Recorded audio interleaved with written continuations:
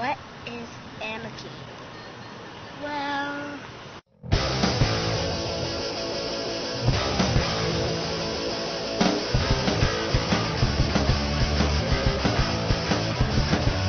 Let's get it done. Don't want to worry no more. Let's blow it all. Brainwashed 2. What is anarchy? The misconception about anarchy is that it is a reflection of chaos and destruction. Its true premise, however, is far more terrifying to the powers that be. The word anarchy comes from the Greek and just means no leader.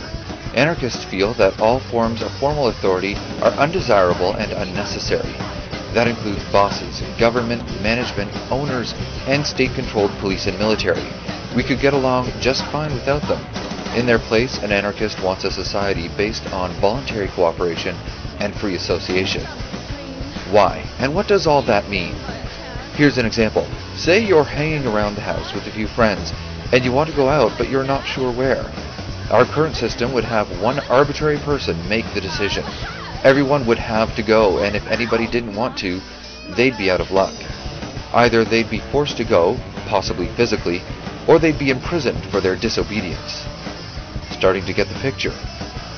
Think about it. What do I care what a bunch of people who I don't know and who don't want to know me have to say about how I should live my life? To hell with that. Anarchists believe that legitimate authority comes from consensus, not a single leader. And if somebody dissents, well, an anarchist is brave enough and strong enough to let them. That's right, folks. If a bunch of anarchists decide to do something and you want to pass, you get to, with no hard feelings. Likewise, an anarchist cannot be forced to do something they don't want to do. In case you haven't figured it out yet, anarchists are not all violent, black-hatted fanatics. It's not all about theft, destruction, or killing. In fact, anarchists spend huge amounts of time and energy in selfless and charitable pursuits. Most anarchists are peaceful protesters. The movement spans every generation and culture. They value freedom, cooperation, and respect, but moreover, they care about giving people the power to control their own lives. Governments hate that about anarchists. But they can't stop the rising tide. There are more anarchists every day, and elitists are scared. There are dozens of brands and sub-factions of anarchy out there now, from anarcho-syndicalism to green anarchism to mutualism, and everything in between. But here's the million-dollar question. Does anarchy work? The Spanish Civil War is an example of a time where anarchism ran a society successfully. Another would be the worker-run factories in Argentina, or the worker co-ops in North America.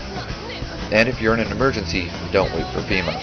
Anarchists have fed, clothed, and sheltered more people in New Orleans than any organization has managed to, and they are a huge help in the reconstruction effort.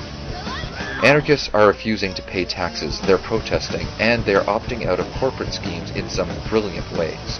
So what about me? Where do I fit in with all this? Could you apply the label of anarchist to me?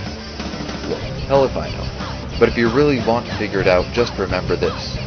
No matter who you are, I am not one of you. I'm one of me. From a world where a rant is the only way to feel sane, this is Ray, signing off.